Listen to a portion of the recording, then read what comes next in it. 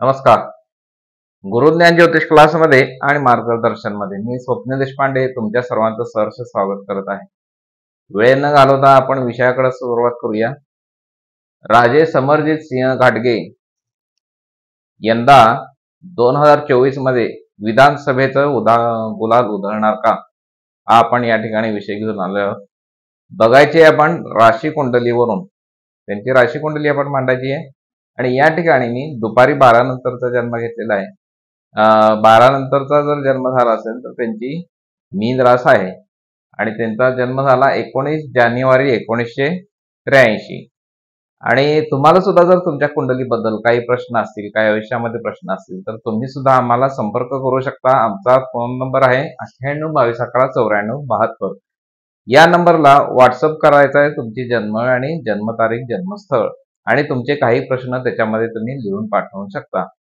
आम्ही तुमच्या कुंडलीचा अभ्यास करून तुमच्या कुंडलीमध्ये असणारे अनिष्ट ग्रहमान, उत्तम ग्रहमान आणि त्याची मिळणारी फळे आणि तुमच्या प्रश्नांची उत्तरे आणि शिवाय उपाय देखील आम्ही तुम्हाला त्याच्यामध्ये लिहून पाठवून देतो.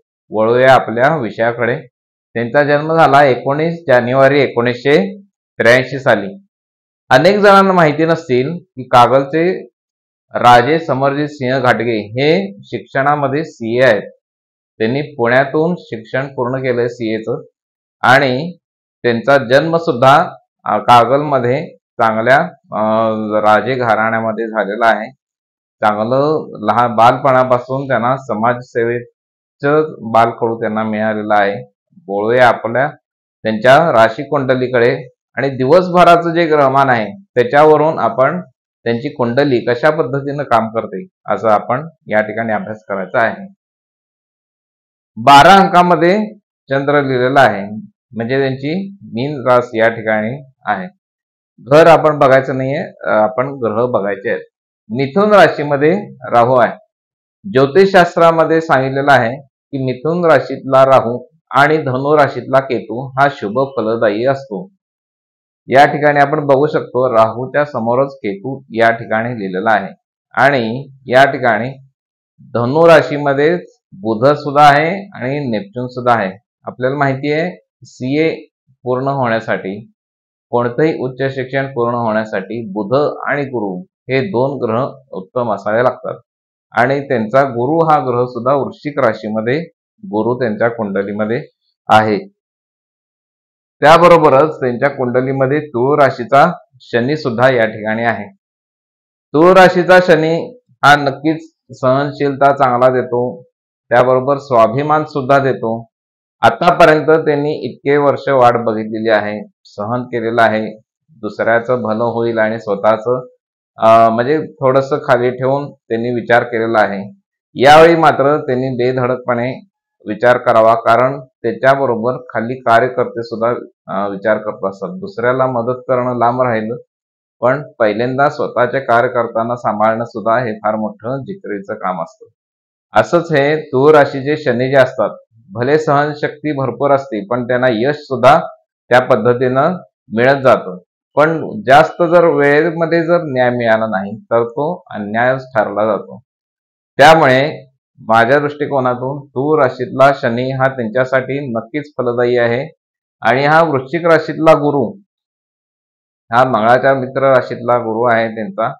त्यामुळे नक्कीच शिक्षण क्षेत्रामध्ये सुद्धा त्यांनी चांगलं यश निर्माण केलेलं आहे. शिवाय सहकार क्षेत्रामध्ये सुद्धा त्यांचं नाव भरपूर आहे. त्यांचे अनेक साखर कारखाने आहेत, शिवाय दूध डेअरी सुद्धा त्यांच्या भरपूर आहेत. आणि हेच जे सहकार क्षेत्र आहे हे वृश्चिकेचा गुरु, याच्यामुळं त्यांना त्याच्यामधून यश मिळालेलं या ठिकाणी आहे. त्यानंतर मकर राशीमध्ये शुक्र हा सुद्धा शुभ फलदायी देणारा आहे.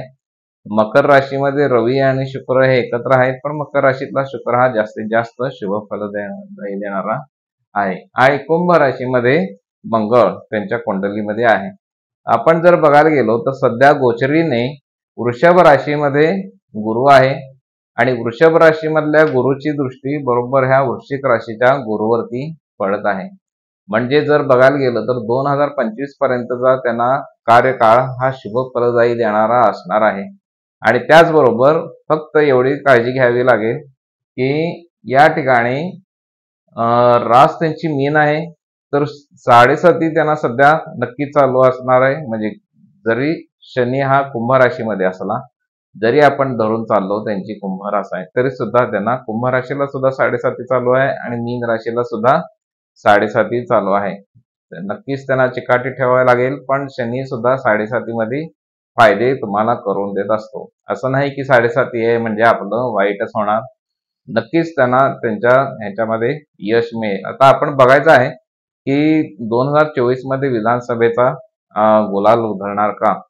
या वेळेला मात्र त्यांनी कोणताही विचार न करता धाडसानं पुढं आलं पाहिजे, असं कुंडलीनुसार सुद्धा सांगतं आणि त्याचे योग सुद्धा या ठिकाणी दिसतात. बघूया आपल्याला काय वेळच आपल्याला बरोबर ठरवेल. आणि आम्ही जे सांगत असतो हे सगळे अंदाज असतात. ग्रहमानानुसार शुभ फलदायी आहे का अशुभ फलदायी आहे हे सांगत असतो. 100% हेच निवडून येतील आणि 100% हेच पडतील अशा पद्धतीनं कोणीच सांगू शकत नाही. जर आणि असं कोण सांगत असेल तर ते धरून चला की ते काही बरोबर नाही आणि असं सांगणं सुद्धा अशक्यप्राय गोष्ट असते. जे असतात ते अंदाज असतात. तुम्हाला जर तुमचा आपला हा व्हिडिओ आवडला असेल तर लाईक, शेअर आणि सबस्क्राईब सुद्धा करायला नक्की विसरू नका. आणि तुम्हाला कुंडलीबद्दल सुद्धा प्रश्न असतील तर आम्हाला संपर्क करू शकता. 98 22 11 94 72. नमस्कार.